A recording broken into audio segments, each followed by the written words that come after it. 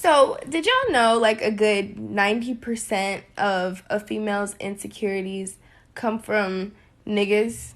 If it's not the big ass, it's the big titties. If it's not the big ass and the big titties, it's the hourglass figure. If it's not all of that, is that you gotta have curly hair, you gotta be light skinned and have colored eyes and shit. And even if it's not the complexion and everything else, it's still, you still want the big ass and the big titties. I get it. I get it. Which is fine. But what about the people who don't have that though? They need love too. Like, I see so many girls talk about how they wish that they had a certain kind of body. And that makes me sad. Because girls only hate their bodies because society teaches them to. But I'm here to tell you that you still a bad. Hey guys! Alright, hey y'all. I am back giving y'all some more content and whatnot. I'm just gonna be real with y'all, because you know that's all I can be, 100. I'ma just keep it a buck. I felt like I've told this story 85,000 times, but I also feel like a lot of people don't know these things about me, and I feel like this will minister into the great children of God, the saints. And it might minister to the ain'ts too. One of the biggest things that our generation talks about is mental health. And that ranges from so many platforms and so many different sects of life, like why your mental health is in a certain state. It can derive from so many different things. So I felt like God wanted me to tell my testimony in two ways. And this way of my testimony is my personal struggle with body dysmorphia.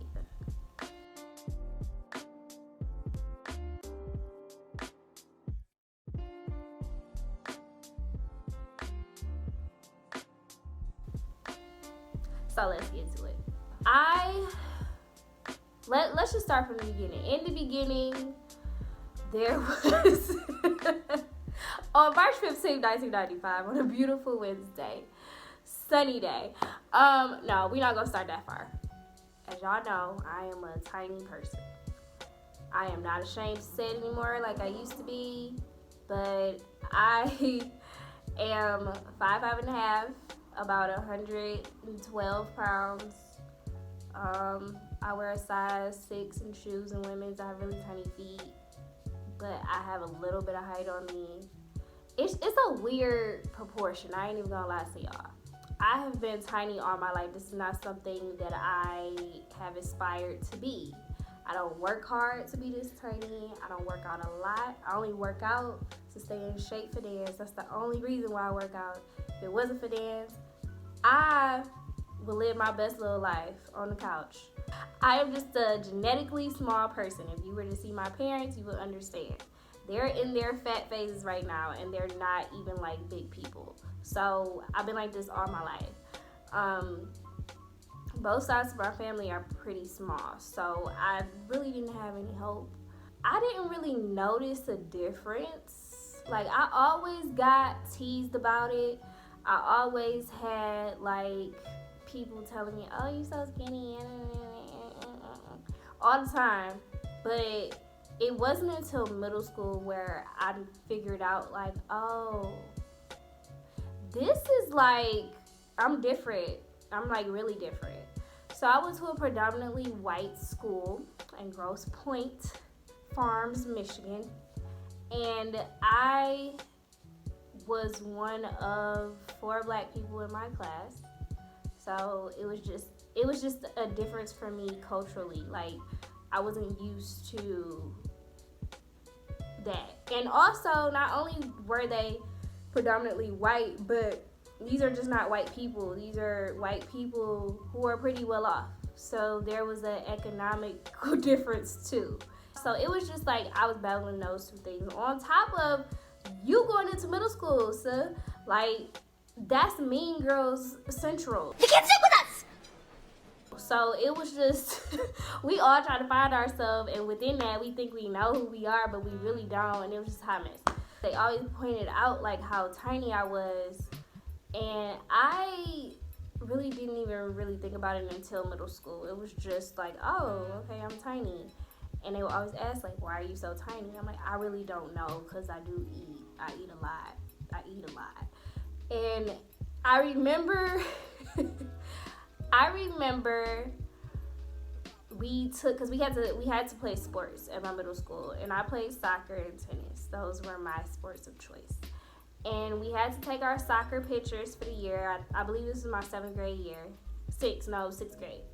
And I remember getting our pictures back and seeing those shorts, our soccer shorts, and like my legs looked like sticks in the shorts. And I was like, this is not okay. Like, why do I look like I don't eat? This is not okay. That's not cute that my shorts is swallowing me like this. At that point, I think that's when I really, really realized, like, oh, I'm tiny. Like, I look like I don't eat. Fast forwarding to high school. Ooh, child. So I went to Cass Technical High School for my freshman year of high school. If anybody know about Cass, y'all know that's thick city, okay? Thick Central. Like, Cass girls were fine. And not only were they fine, they was thick. So I'm coming into the play, like, I've always looked younger than my age. Some people still think I'm about 17, 18. I am not. I'm 25 years old. They were just the girls, like, to me, they look grown. Like, they look like the woman. Y'all look like women, not girls. So here's little old me, 14-year-old me, coming into high school.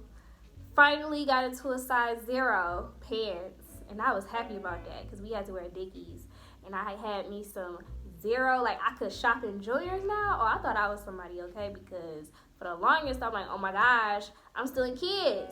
Side note, I can still wear kids sizes.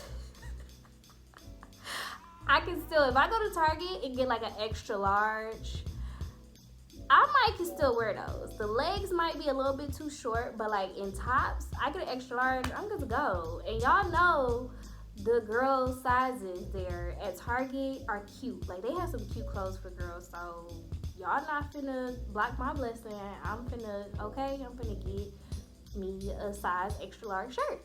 That's beside the point. The point is that I lost my train of thought. What was it?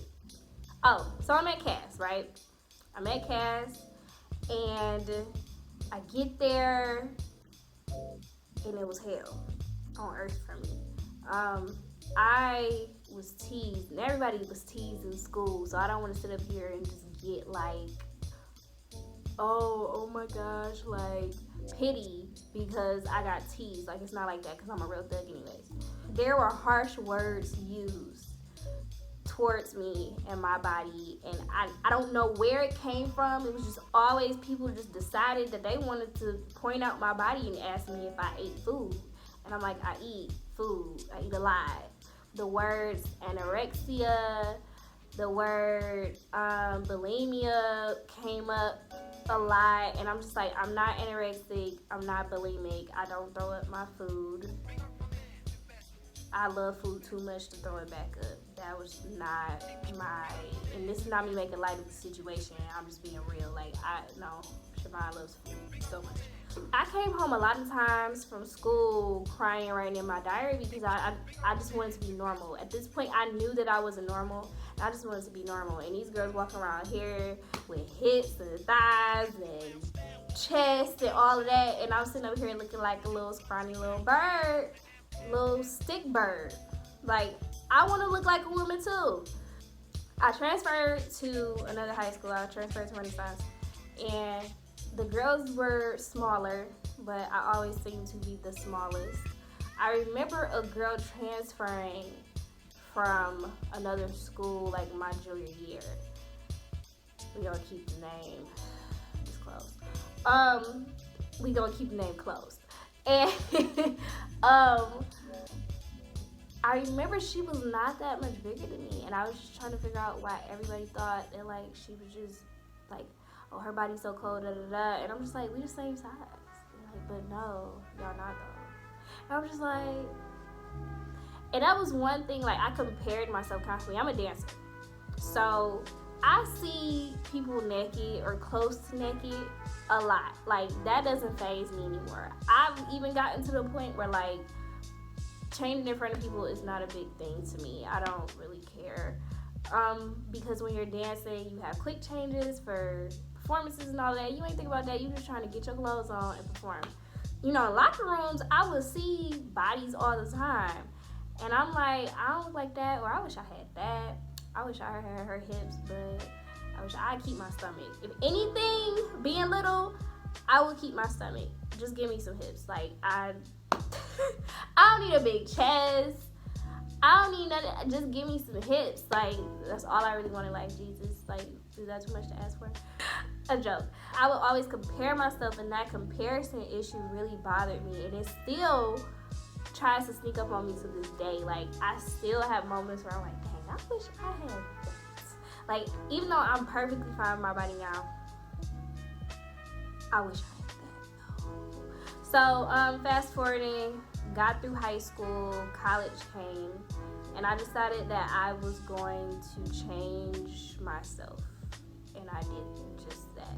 I stopped dancing in college. I stopped dancing like high school, the end of high school, the beginning of college.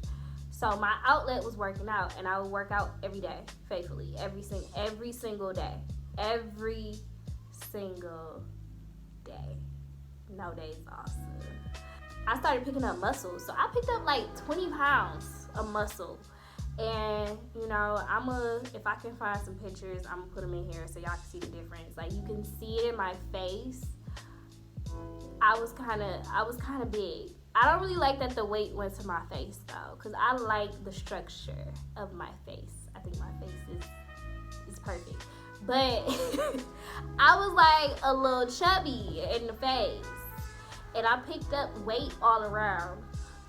I held it for like 2 years, and then after right about like junior year, I started to drop it again because I was dancing so much. I had so many performances in my major, and I wasn't eating as much anymore. So I wasn't like, the calorie intake did not surpass the amount of calories that I was,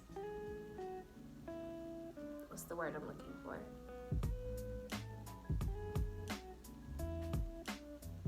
What is the word that I'm looking for, guys? Exhausting. There we go. The calories that I were intaking did not surpass the calories that I was exhausting. There we go. I started to lose weight, and people started to notice. But when I had that weight, I got a lot of attention. Like, I wasn't expecting in college to like get attention. I've never been that girl. I was never that girl to get a lot of attention from guys. I was never that girl. So when I did start getting a lot of attention, it was like filling me up. Like, I was getting a big head. I'm like, oh, I'm an itch. Like, all right, I done finally put some weight on or whatever. I done glowed up or whatever. And then I lost it. And yeah, it was. I remember watching a dance video of myself for somebody's school project and literally sitting in the car crying because I was like, I look disgusting.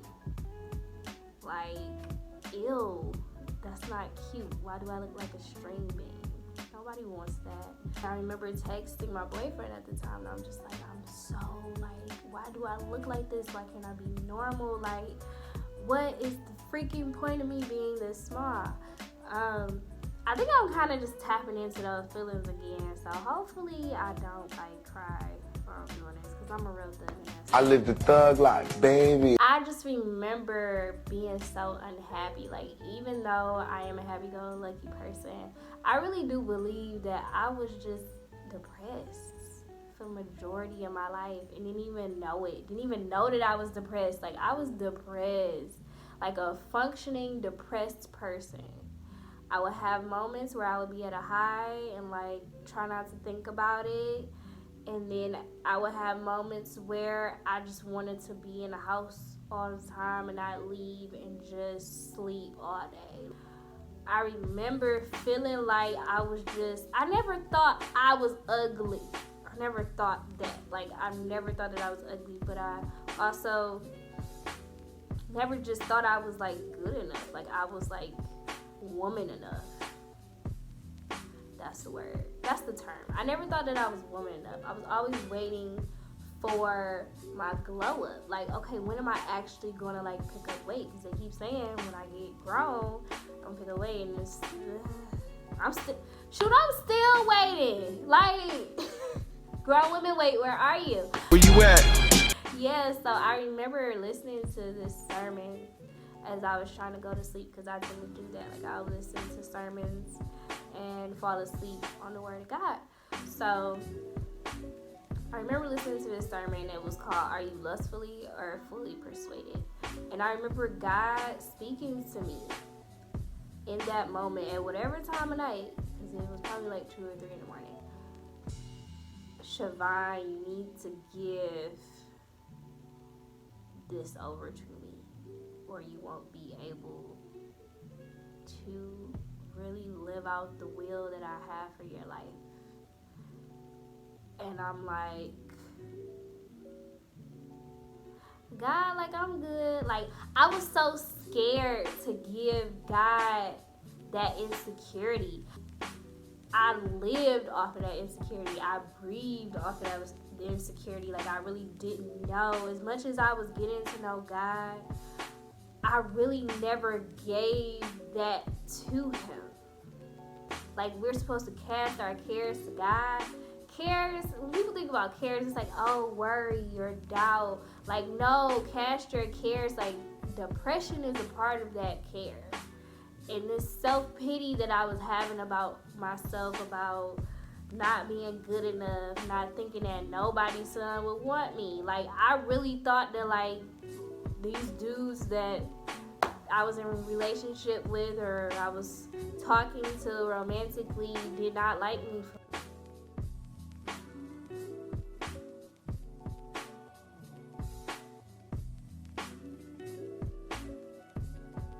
For real. Like, you don't think I'm cute for real? If it wasn't for my personality, you would just not even like be in my presence right now. I remember God telling me that, like, I was going to stagnate my process if I didn't give it to him. So I wrestled with that for the rest of the night. And when I said I was going to do it, I did it. And I was like, okay, God, I'm giving this over to you. This had to be, I don't remember what year specifically, maybe 2017. It was either 2016 or 2017. And that was the beginning of a fight. The word talks about fighting a good fight of faith. That was the beginning of the fight. Fast forwarding, I'm working for one of my friend's companies. At this point, I'm an assistant choreographer. I'm teaching for her. And I remember helping one of my students and another one of my students, and the boss, which is my friend, was sitting behind me. And the girl was like, hey, she was like, Shemaiah's so skinny. And she was like, I need to look like that by the summer. And then my boss was like, you don't need to be that tiny. And I just remember, like, feeling really low when I heard that. Because I had told her about my insecurity about, like, being small. And I felt like that was just a low shot. Like, what's wrong with being this tiny? I never told her this. So if you're watching this, you know who you are. My depression just hit an all-time low. Like, I remember going home. I didn't even finish my shift. Like, I just left. Like, I literally just left. When we went on break, I just left and I went home. And I was just, like, in my bathroom crying. On the bathroom floor. It was such a Lifetime movie experience.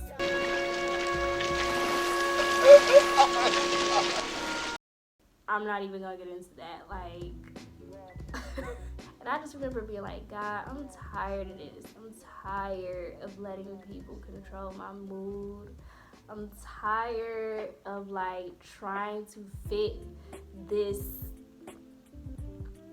prototype of beauty.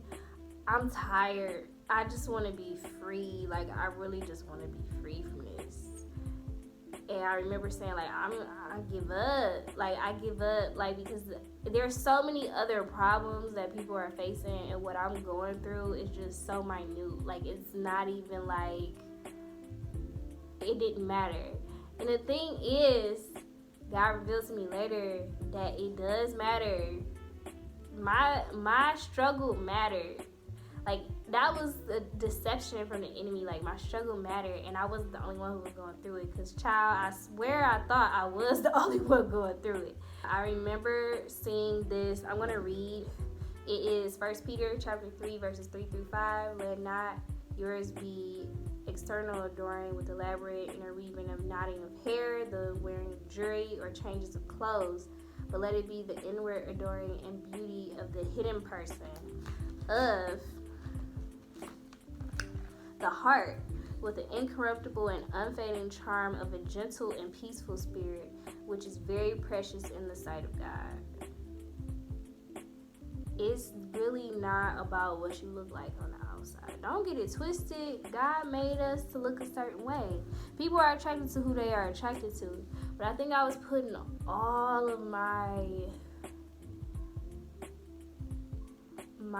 value in that, in like looking a certain way. Just like caring too much about what everybody's son thought, if I was cute or not, if my body was like nice enough. Like, girl, there's so much more to life than that. After the whole Lifetime scene, bathroom scene, this was the summer of 2017. This is recent, y'all. This ain't happened years ago. I went to Belle Isle and I wrote a letter to myself. I had seen one of the girls that I met in college. She said she had written a letter to herself, apologizing to herself about everything that she had said about herself that was unlike God. And I knew I needed to do that. I just knew I needed to do it in the right timing. And I felt prompted by the Spirit to like do it. So I went to Belle Isle. Belle Isle is one of my most favorite places on earth. Like, people don't know that. I love to go to Belle Isle and just sit by the water. Like, it's just beautiful to just sit there and listen to the water and just talk to God and have God talk back. Like, it's really an amazing experience. I went to Belle Isle. I wrote a letter to myself. And I felt this cloud just like lift off me. And that was the true beginning of the journey of starting to love myself on the outside. And really train, like, renew my mind on like who I am in God. And that it's not about the outside, and like, I'm not ugly. As much as I joke about it, which God has definitely been talking to me about my words. I really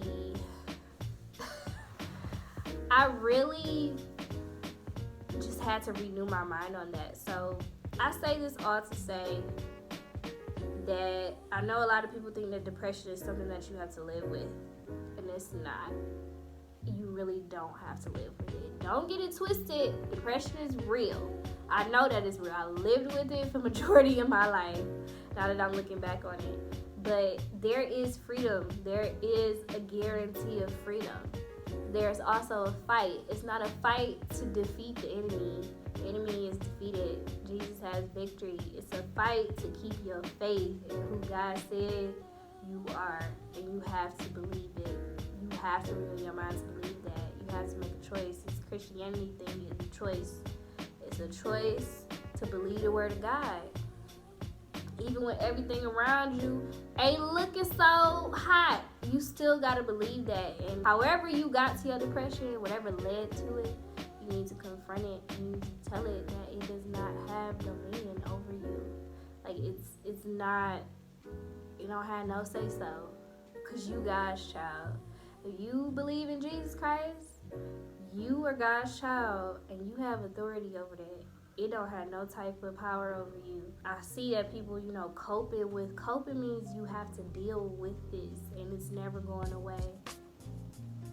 Don't get it twisted. I still get thoughts bombarded at me like, oh, you're not good enough. You 25 and you still under 125 pounds. Like, okay, and like this is the way that God made me. I can't do nothing else about it. I don't even try to gain weight anymore. Like, I am so comfortable in myself now. Like, I'm so comfortable in my skin now. Like, I appreciate being different now. Like, I appreciate being tiny, and like I appreciate my metabolism. A lot of people, they might not want to be my size, but a lot of people wish they had a fast metabolism, like they could eat whatever they wanted to and just not gain a pound. I appreciate God really intervening in me and prompting me to be like, hey, you need to give this over to me. And you might be getting that prompt too, but you might be scared because we get so comfortable in our insecurities sometimes we don't even notice it. Like, it's okay to give it over to him, because I promise you on the other side, yes, you're going to have to fight that good fight of faith, but on the other side, it is peace, child. It is peace. It is love. It is joy. It is relationship. It's a clear vision.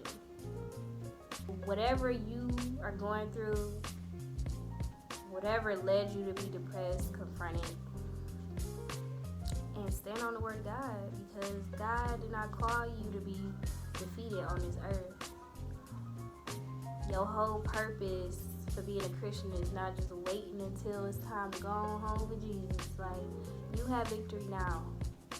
Obtain it. Receive it. It's a gift.